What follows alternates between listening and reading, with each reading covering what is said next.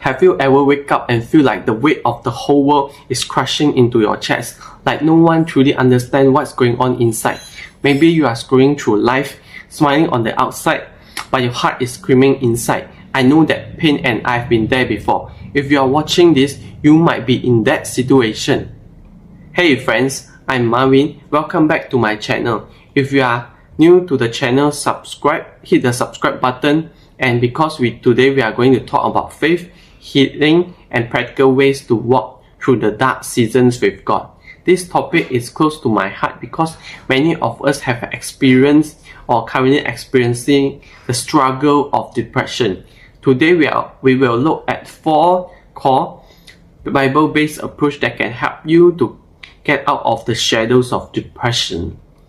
In my first point, bring your feelings before God in prayer.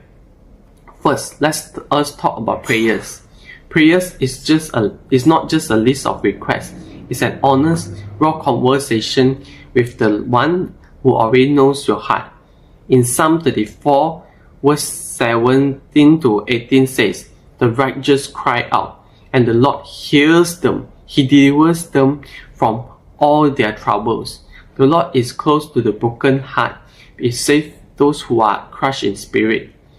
In New International Edition, if you are feeling crushed, depressed, or overwhelmed, know that God is near. He is not far off, judging from a distance. He is right there, in the mess, ready to listen to your troubles. When we are depressed, it's tempting to think that God won't understand us at all, or we are somehow disappointing Him. But God welcomes our doubt, our anger, our tears. In fact, some of the most beautiful prayers in the Psalms come from places of anguish. King David didn't hold back. He wrote things like, "My tears have been my food day and night," as stated in Psalm 42 verse 3. He didn't fear showing his pain. Call your anxiety on Him because He cares for you, as stated in 1 Peter 5 verse 7. Casting your anxiety on God means that you don't have to carry the weight alone. You can pray, "Father, I feel lost. I felt broken inside. I don't know how to keep going on, but I trust You with these pieces of my broken heart. Give voice to your pain. God can handle it." On my second point, rooting your mind in Scripture. Second, let's root our mind in Scripture. If the enemy of our souls loves to whisper lies when we are down, and you are worthless, no one cares about you, this will never change. These negative thoughts are temptation from our enemy Satan. But the Bible is a treasure chest of the truth to combat those lies. In Romans 12 verse 2, Paul exhorts us, "Do not conform to the pattern of this world, but be transformed by renewing your mind." Renewal happens when we replace lies with biblical truth, so that no one can deceive you with whatever they say, but you can refer to the Bible. Choose one verse each week and meditate on it. Whenever negative thoughts creep into you, and speak them out loud. "I'm beloved of God. He is with me. I will not be afraid."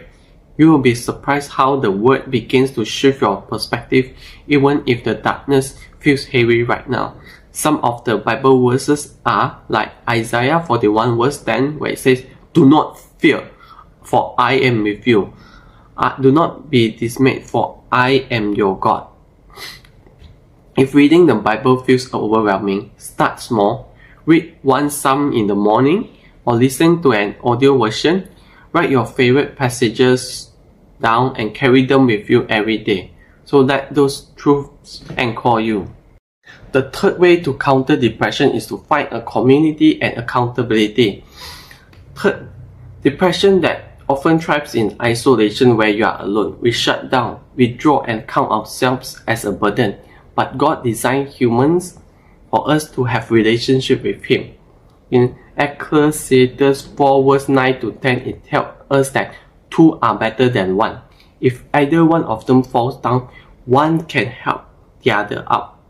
We need one another to help us get up and build our relationship with Him. So when we feel isolated, at least there's someone around us.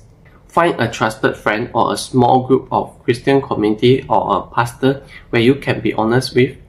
You don't have to share every detail right away, but say, I'm not okay, can we talk? Ask someone to pray for you on your behalf weekly. Accountability doesn't mean that someone fixes you. It means that someone walks alongside with you. Practical steps to build a biblical community is join a small group or Bible study that welcomes authenticity. Schedule a weekly chat with friend and share a prayer request and progress. And consider a professional help, a Christian counselor or pastor, because spiritual healing often happens through practical support. The next is to embrace hope and looking forward through worship and being grateful for everything that is given to you. Finally, let's embrace hope through worship and gratitude. Depression clouds our visions and dims joy inside us, but worship is a very powerful biblical antidote.